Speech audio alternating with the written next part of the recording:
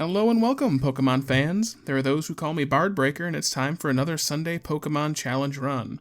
Last week, due to an adjusted work schedule, we had to do a quick and easy one, and we found ourselves absolutely smashing our way through Pokemon Yellow with just Mew. I knew going in that would be easy, but I didn't think it'd be that easy. This week we're back to a normal routine at work, so let's try something that I'm reasonably confident is going to be much harder. Today we're going to ask and answer the question, can I beat Pokemon Crystal using only a PINECO? PINECO is a Stage 1 bug type from Generation 2 that has an already unimpressive stat total of 290 that's very top of the chart heavy. Take a look. Out of our 290, nearly a third of our stats are in our defense, which is good for two reasons. One, a lot of moves are physical in this generation, but also because our speed is bottom of the barrel bad, meaning we're going to be taking a lot of hits in the process of this run. And when I say bottom of the barrel, I do mean bottom of the barrel. The only Pokemon slower than us in this generation is Shuckle, and it has much higher defensive stats than we do. Otherwise, HP and attack are passable, though not great. Our special defense is super low, which is bad because we are weak to fire. And our special attack, though absolutely low, is also going to be absolutely meaningless this run due to our moveset. So let's take a look and you'll see what I mean. Our level up moveset is, well, it's bad. There's really no way around it. We only learn normal moves. Yes, Spikes is technically a ground move, but it's essentially useless, so we're not counting it. The biggest obstacle here is we do have to fight Ghost Pokemon, so we're going to have to struggle in the rival battle at least once or twice.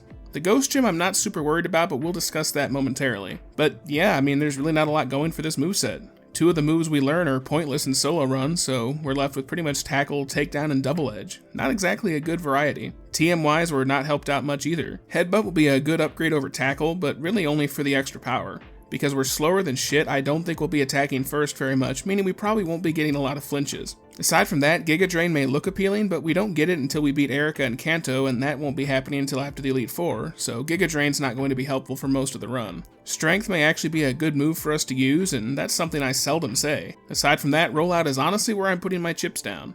Rollout is a good move that starts at 30 power and it hits for up to 5 turns and doubles with each successive hit. It's not perfectly accurate, but with 90 it's pretty high, so we shouldn't miss an ungodly amount of times.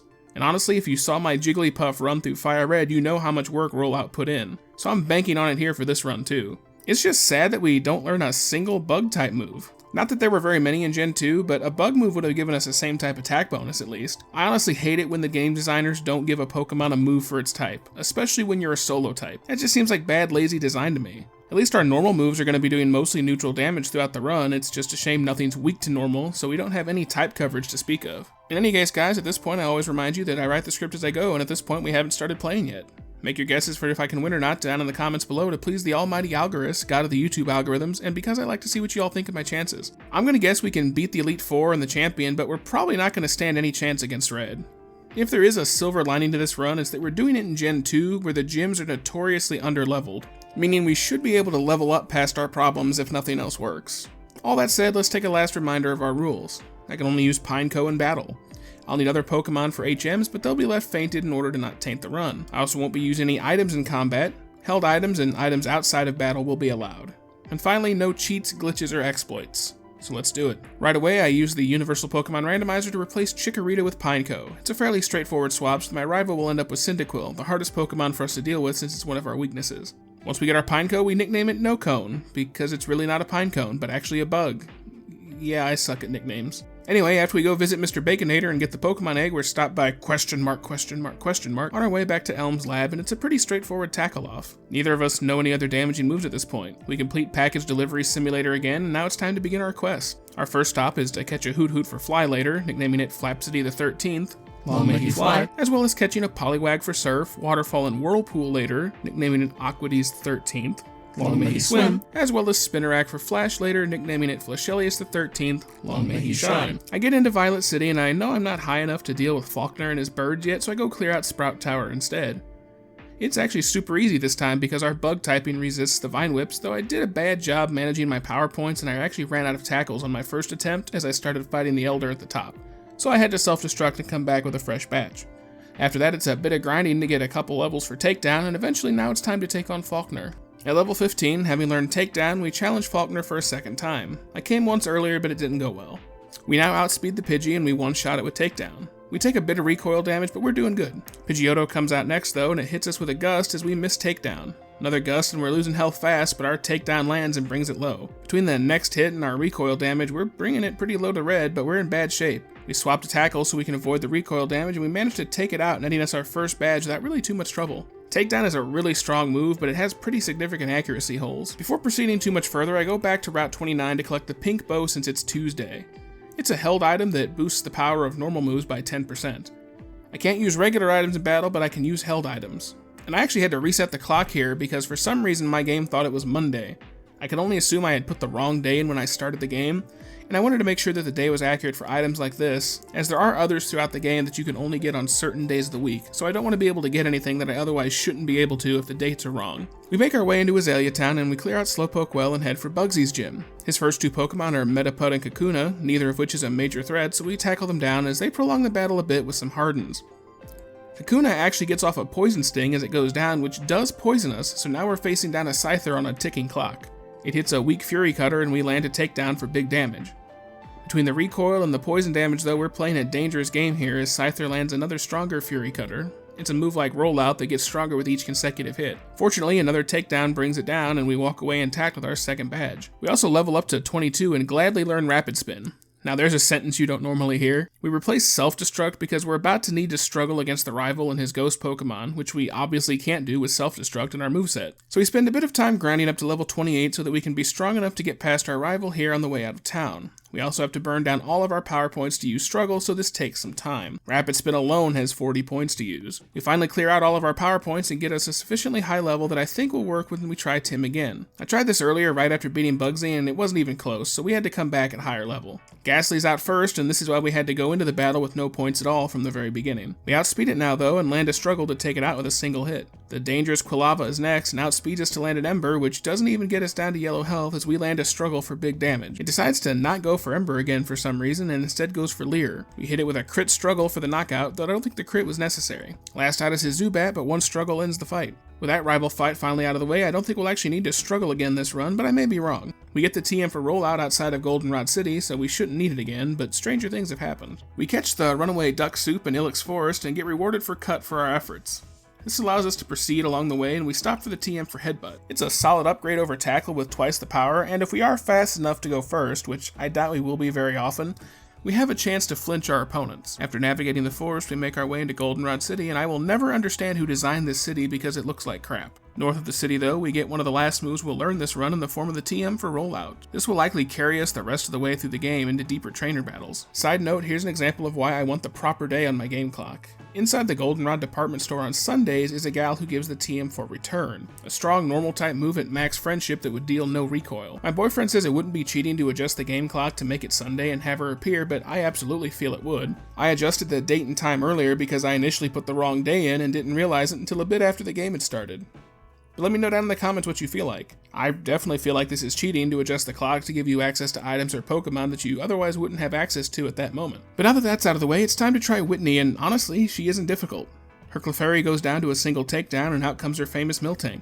It outspeeds us and lands Stomp as we bring it to half with our takedown. She goes for another Stomp and we go for another takedown, and that ends the fight. I wasn't sure how well that would go, but I guess we had to overlevel to struggle during the grind against our opponent, so we had a bit of an easier time here. In any case, we heal up and press on to Ecruteak City. We have another battle with Tim in Burnt Tower, and this demonstrates exactly how good Rollout is going to be for us.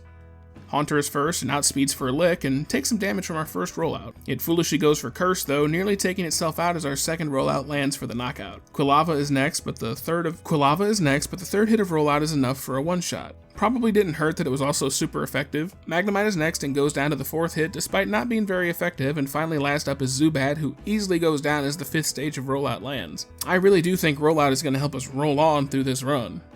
Get it? Rollout, roll on. I'll show myself out. In any event, our battle with Morty in the Ghost Gym is next, and Rollout rolls right over them all. We start the battle with a crit Rollout on the Ghastly for a one-shot.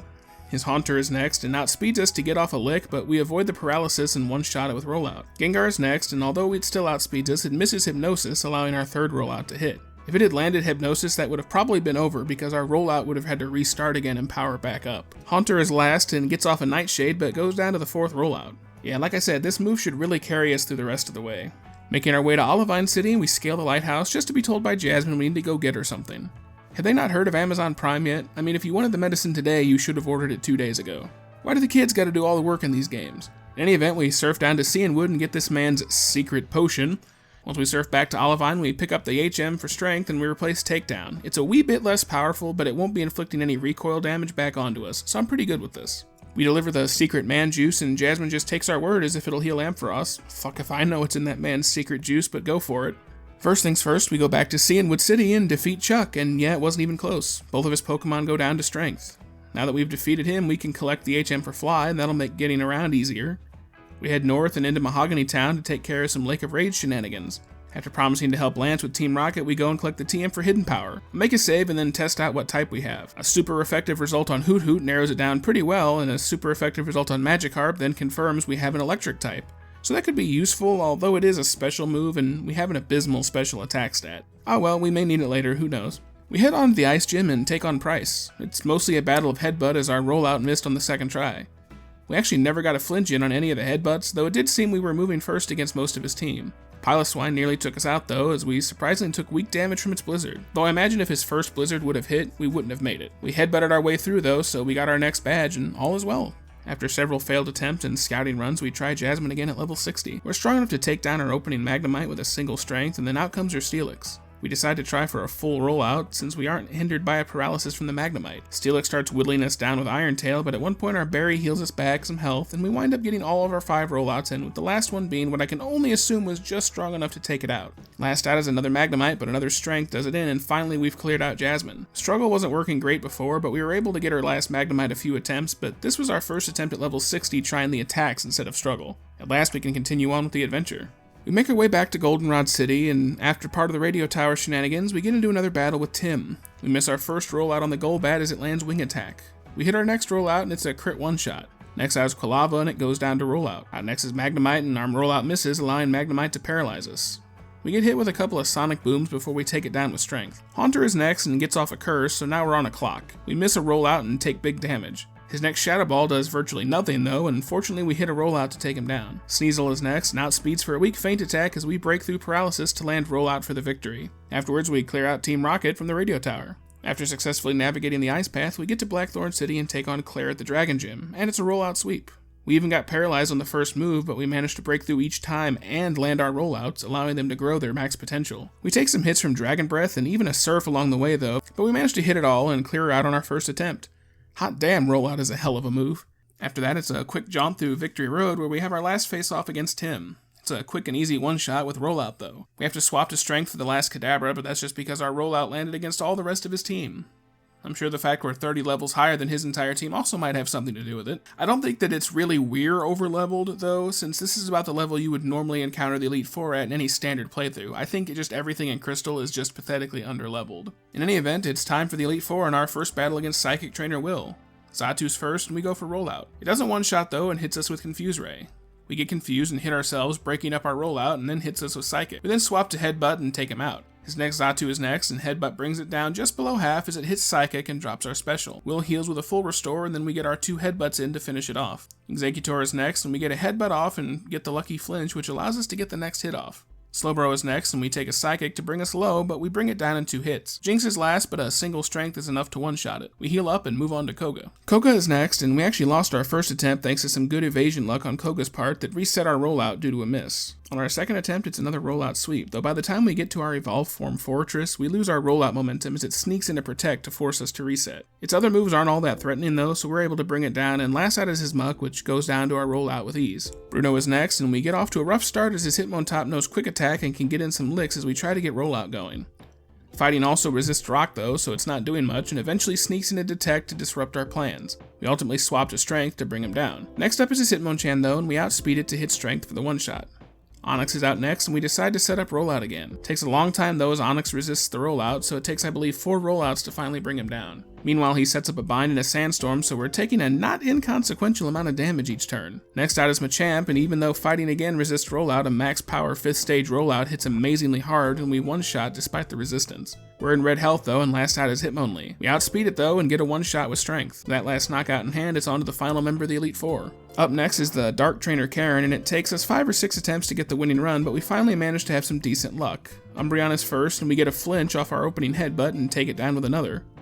Houndoom is next, and it hits hard with a Flamethrower, but goes down to a critical Headbutt. Next out is Vileplume, so we start by setting up Rollout, and it looks pretty good as Vileplume misses 2 Sun Spores, but we end up missing our third rollout, which would have taken it out, and she heals up with Moonlight. We start another rollout going and eventually take it down, but not before finally being paralyzed. Fortunately though, her Gengar is next, and it goes for Curse, and we take it down with Rollout. Murkrow is last and goes down to our rollout, and that ends the fight. On to Champion Lance. Gyarados is first, and we start setting up our rollouts as it goes for Rain Dance. A second rollout takes it down as Aerodactyl comes out and gets off a Rock Slide as the third rollout takes it down. Charizard's next and goes down on the fourth rollout. Following that, the fifth stage rollout takes down the first of his 3 Dragonites. After that, rather than setting up a new set of rollouts, we just go for Strengths to finish off the last 2 Dragonites. And that's it, folks. We get PINECO into the Hall of Fame and have beaten Pokemon Crystal. Or at least the Johto half of it. We still have Kanto to do, but most of that is skippable for video purposes, so unless something interesting comes up, I'll see you guys at Viridian City. So Kanto itself was rather unremarkable until Blue, as expected, but Blue is rough. His Arcanine outspeeds us and hits hard with Flamethrower, and we just can't survive it. We try several times and it's just not happening any way we slice it. At level 91, we finally got enough HP to withstand a Flamethrower from the Arcanine. Once we've ticked that box, we can just roll out our way through though. We do start with a Strength on the Pidgeot, which lets us start a rollout a turn later, and it saves one for the ending Pokemon when it counts, and boy does it ever. Rhydon is rough and takes 3 of the rollouts to finish it, and out comes Arcanine to hit us hard with Flamethrower. Fortunately, our 5th rollout lands to end the fight, but we're in rough shape. Our leftovers are trying their best to keep us in the fight, but they just can't heal fast enough. We start another rollout against Gyarados as we barely survive its Hydro Pump. Exeggutor manages to survive a stage 3 rollout on a Sliver, but just charges Solar Beam, so we get a stage 4 hit in to finish it. Alakazam is last and it's fast, and we barely survive Psychic, but take it out with our 5th stage rollout. Whew, that was rough.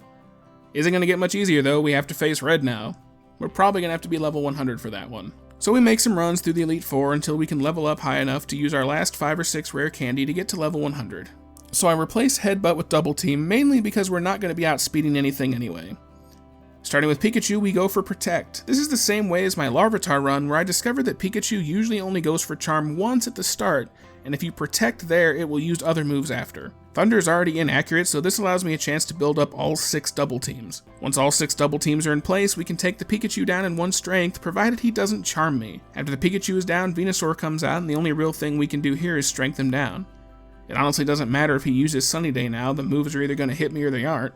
We can't really survive either way. Fortunately, the Charizard comes out after we take the Venusaur down and misses his Flamethrower, so we get a rollout going, and it actually takes a surprisingly high amount of damage off just the initial Stage 1 rollout. Fortunately, Charizard misses his second Flamethrower as our Stage 2 rollout easily finishes him off. His Snorlax is next and survives the Stage 3 rollout, so our 4th stage rollout has to finish the job. Blastoise is next, and despite being a defensive tank, he still goes down to our Stage 5 rollout. Last out is his Espeon, and decides the best thing it can do here is to use Swift over and over again, which gives us the win. Whew, that was rough, guys. I was hoping we wouldn't have to resort to Double Team Cheese, but whatever gets us through with a win, I guess. Our moveset was going to be terrible that run. We pretty much banked on Rollout. I knew Rollout was going to be good, but I was really good for most of the run. I'll definitely never turn a blind eye to that move again. I don't know what next week is going to have in store. I usually just wing these week to week, but hopefully something interesting. If you enjoyed the video, please like, comment, and subscribe. My analytics say nearly 65% of the views are coming from non-subs, so even if you don't plan to watch every video, subscribers are good for the YouTube algorithm. In any case, guys, thanks again, and go catch 'em all.